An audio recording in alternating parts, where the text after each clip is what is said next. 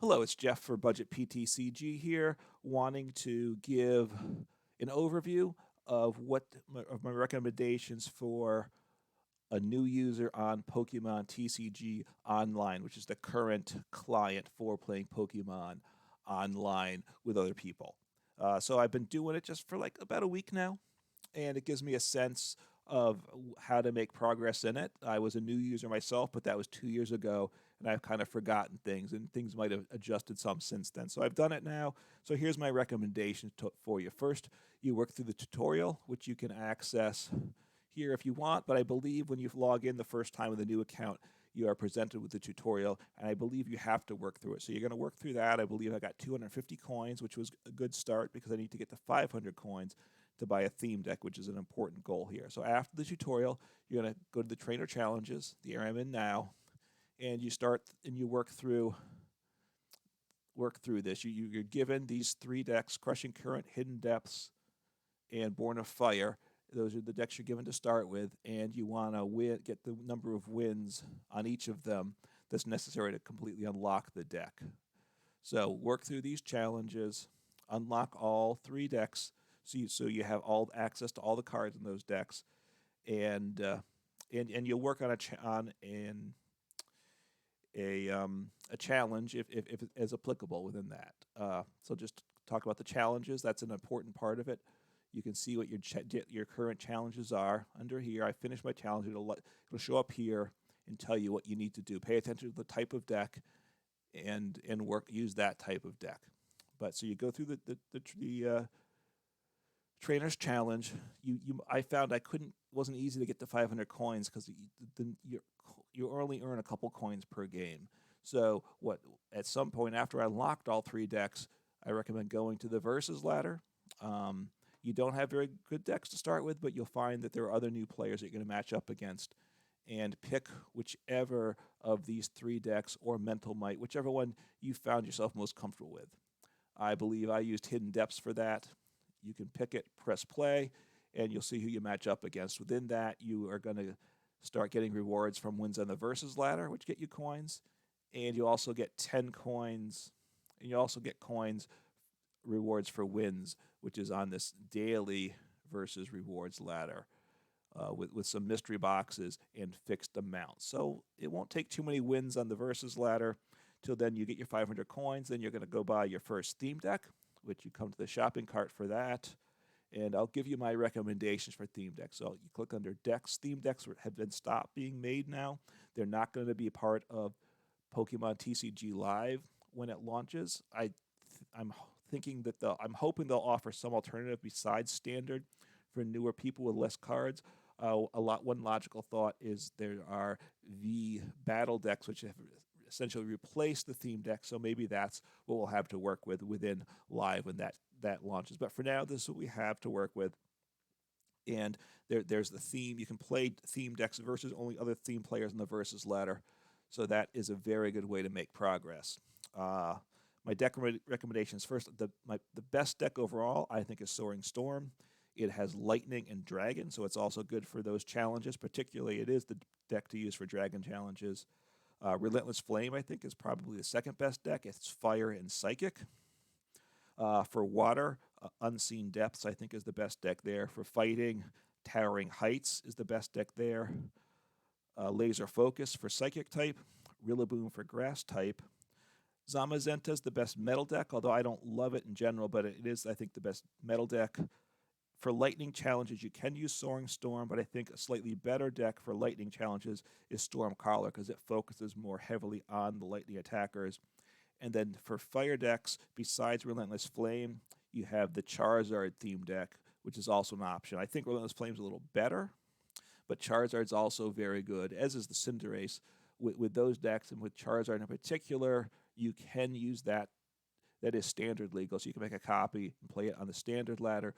Or better yet, you could buy 2 copies of the Charizard theme deck, and that way you get a full line of 4 Charizards, 4 Leons to make a start of a deck that you can then add pieces to make something that's maybe competitive on the ladder. Although I'm not a big fan of it, that is an option for your first standard deck. And once you buy your first theme deck, then you're going to come to the versus ladder, and then this is what you're going to really dwell in on a regular basis. So you're going to pick the theme deck you want to play, which you may adjust based upon what your challenge is.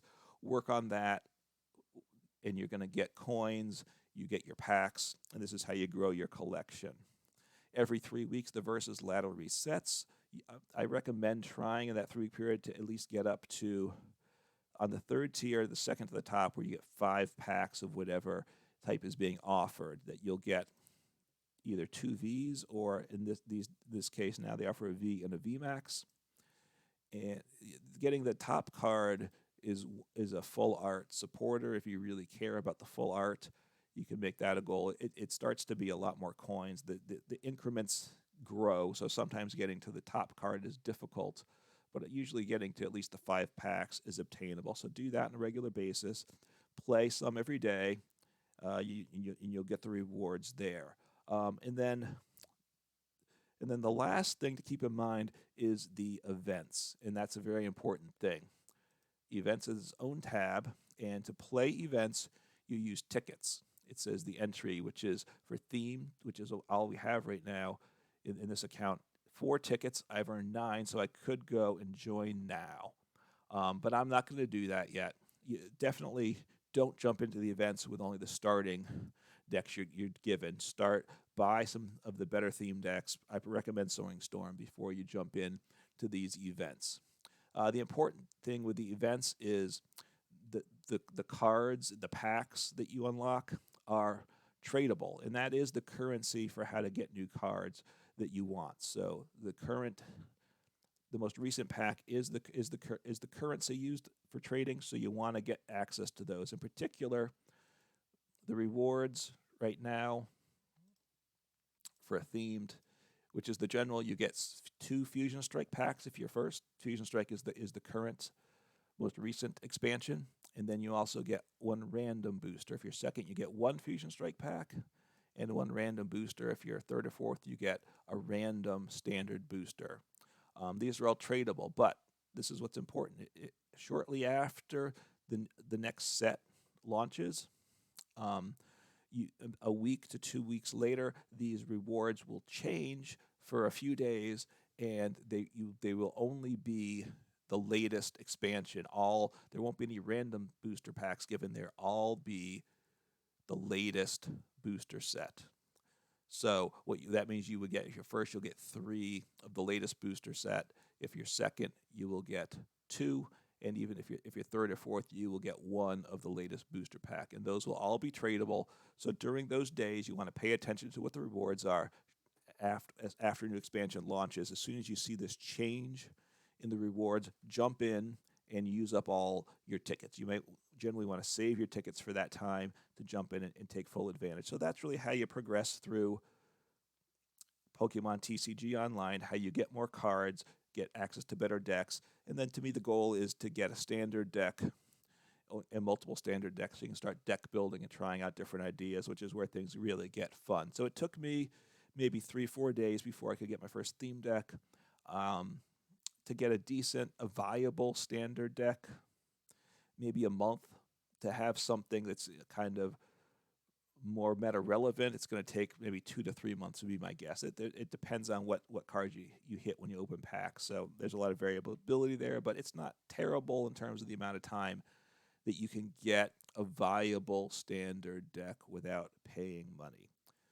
And really those are my thoughts on what to do in PTCGO and how to prep to build your account. Now, my initial thought was I wanted to wait till live launch to log into that with a brand new account. Things have been delayed, and I've gotten impatient, so I went and logged into PTCGO with my account, and I've done some playing. I think what I'm going to do is I'm going to stop using this account for now, and I'm actually going to delete this account so that to get rid of all the cards in here and reset it up as a brand new account, and that's so that once live launches, I'm going to go back to my original idea of logging into PTCG Live when it comes with a brand new account, so I can document the new user experience to PTCG Live when it comes. So if you have any comments or thoughts, please feel free to share them, and take care and enjoy PTCGO while we still have it. Thanks.